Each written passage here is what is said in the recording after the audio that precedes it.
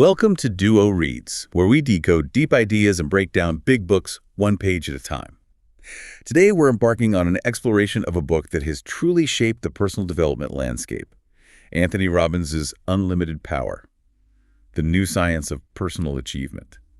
It's really a foundational text, isn't it, for anyone curious about unlocking their full potential? Oh, absolutely. What's truly remarkable about Unlimited Power, even decades after its 1986 publication, is how its core insights, they just remain incredibly potent. Insights into human behavior, achievement. Yeah. It's not just a book to read. It's more like a manual for understanding how we operate. Okay, a manual. I like that. Yeah. And more importantly, how we can deliberately operate better. So our mission today is to dive into these pages, pull out the most actionable insights, maybe some surprising facts to help you grasp what Robbins calls the new science of personal achievement. We want to show you how to take more control over your internal world, which, as the book argues, is key. It empowers you to take control of your life. Exactly. It all starts inside. Okay, let's get into it. So right off the bat, Robbins challenges something most of us probably believe. Yeah. That knowledge, just having information, is power. Mm-hmm. He kicks things off quoting Thomas Henry Huxley, who said, "The great end of life is not knowledge, but action." That's pretty bold, especially now with information everywhere. It is bold, and it immediately makes you ask, okay, if knowledge isn't the ultimate power, then what is? Yeah. Robbins' answer is really clear. True power is the ability to produce results. Results, okay. Yeah, it's about knowing how to take decisive action, consistently getting what you desire, not just stacking up facts in your head. It's about changing your world, your behavior, when you decide to. I think about that today. Knowledge feels like the new currency. Right. We're always trying to consume more, be well-informed. Right. But the book makes this powerful distinction. Knowledge is only potential power. It's the application, actually doing something with the blueprint that changes things. Precisely. Like you said, you can read all about building a house. But until you lay that first brick, nothing. Nothing changes. Exactly. Yeah. And what's great is Robbins doesn't just point this out. He gives us a roadmap. He calls it the ultimate success formula. It's a simple four-step process that he says highly successful people use, maybe unconsciously sometimes. Okay, be with the steps. First, define precisely what you want, crystal clear. Okay. Second, you have to take action. Obvious, maybe, but critical. Nothing happens without it. Right. Third, notice the results you're getting. Pay attention. What's working, what isn't? This is about sensory acuity. So being aware. Very aware. And fourth, develop the flexibility to change your approach. Keep adjusting until you succeed. It's dynamic, adaptive, not just trying once and giving up. Constant course correction. I like that. The book uses some great examples. Steven Spielberg, for instance. Yeah, amazing example. By his late 20s, already huge. He had the vision, took action, but crucially, he could sense what wasn't working with audiences and had the flexibility to tweak things until, bang, E.T. or Jaws connects. That's it, that iterative mastery. Or Dean Barbara Black at Columbia Law. Right, she shifted her whole path. Totally. Started in humanities, realized she wanted something different, or maybe more. She didn't just push harder in the same direction. She changed her beliefs, her actions, her whole career path, really, to become this top legal scholar. She really embodies that fourth step, adapt until you win. And you can't forget Colonel Sanders. The classic. Over 1,000 rejections. 1,009, the book says. Imagine. But he didn't see them as failure. Nope. Just results. Feedback telling him, try another door, try a different approach. That's just relentless application of that formula. So that's the how, but what about the who? What kind of person consistently pulls this off? Robbins identifies 7 fundamental traits of excellent achievers. Yeah, and these aren't just like personality things. They're deeper. The core operating system, you could say. Okay, let's hear it. All right. First, passion. An energetic, almost obsessive purpose. Think Pete Rose diving for bases, or Lee Iacocca fighting for Chrysler. Real internal fire. Got it. Passion. Second, belief. This is huge in the book. Unshakable conviction in what's possible. What you truly believe you can achieve. Beliefs literally shape your reality. Wow. Okay. Third, strategy. Simple idea. A way of organizing your resources, time, money, contacts to get results, like Spielberg mapping out a film, or Reagan's communication plans. Fourth, clarity of values. Knowing what's most important to you deep down. Freedom, love, security, contribution. These guide your decision. Your internal compass. Exactly. Fifth, energy. You need vitality, physical, mental, spiritual. Plans are useless without energy to execute. Think Bruce Springsteen on stage for hours. That's energy. Yeah, definitely. 6th, bonding power, the ability to connect with others, build rapport. Think of the Kennedys or Gandhi people who could unite millions That of connection piece. Crucial. And finally, 7th, mastery of communication. This is central. How you communicate with yourself, your internal talk, and with others. It determines the quality of your life. It's fundamental. That's quite a list. It really paints a picture. But okay, the big question, how do we develop these? Right. And that's where Robbins brings in the science part. Neuro-linguistic programming, or NLP. Sounds complicated. Yeah, a bit intimidating. But it's actually pretty intuitive when you break it down.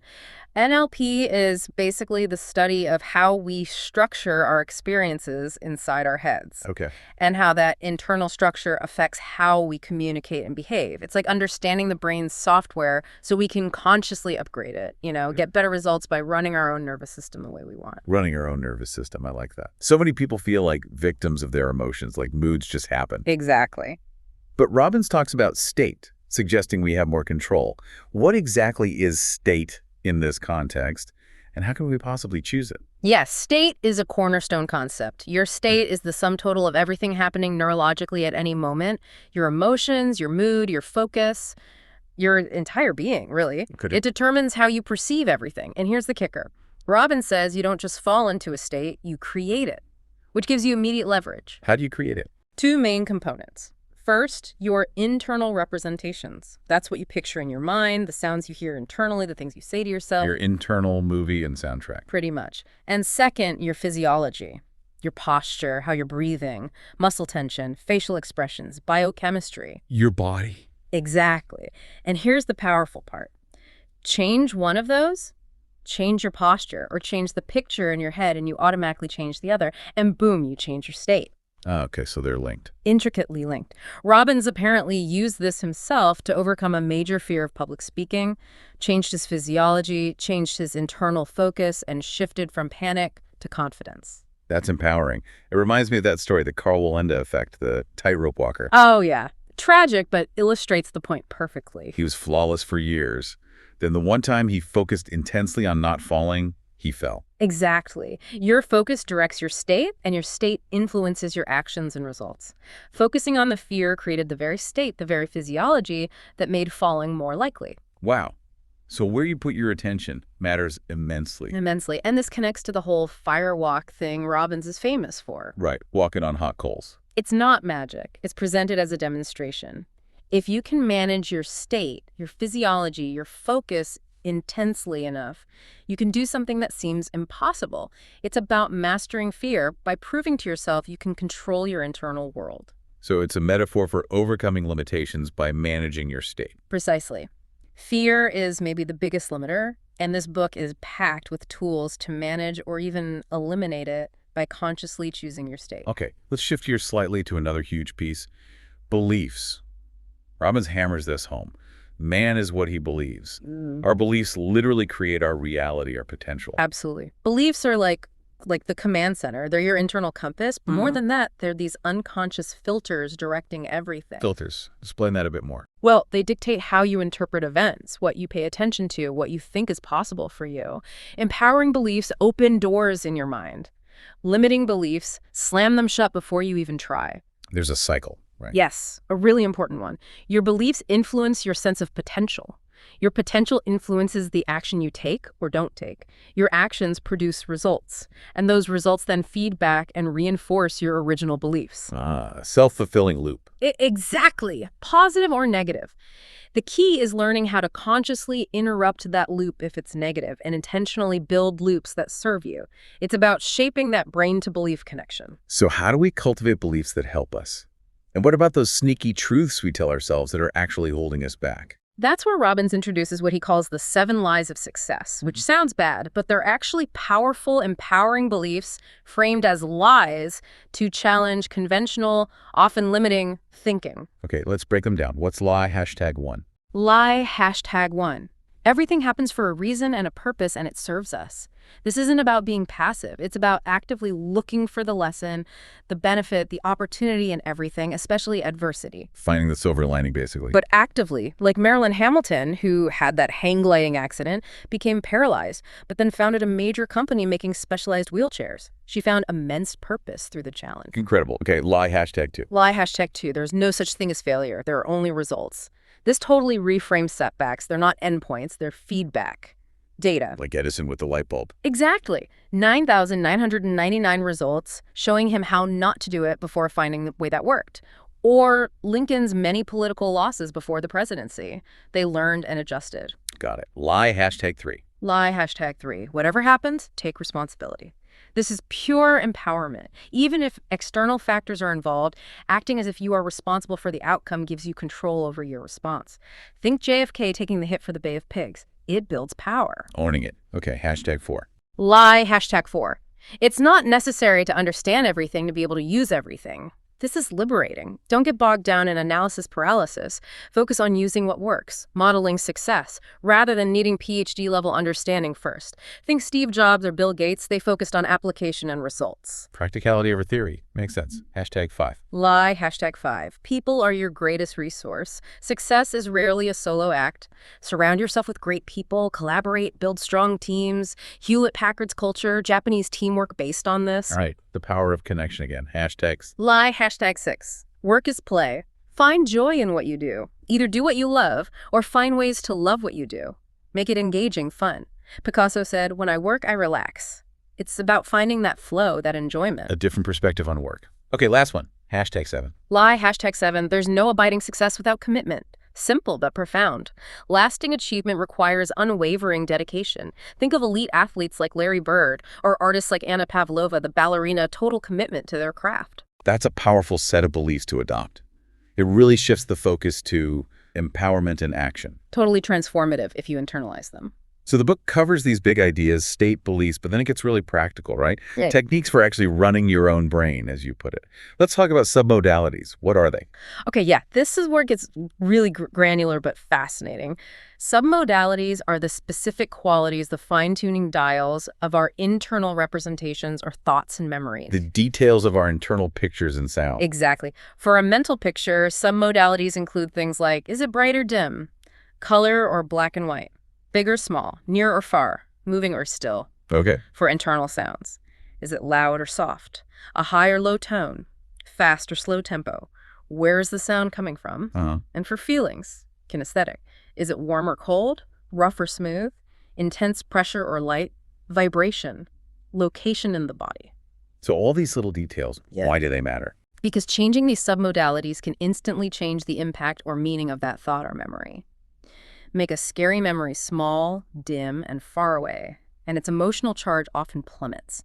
Make a motivating goal big, bright, colorful, and close, and it becomes much more compelling. It's like having a control panel for your internal experience. Wow, okay. Direct access to the building blocks.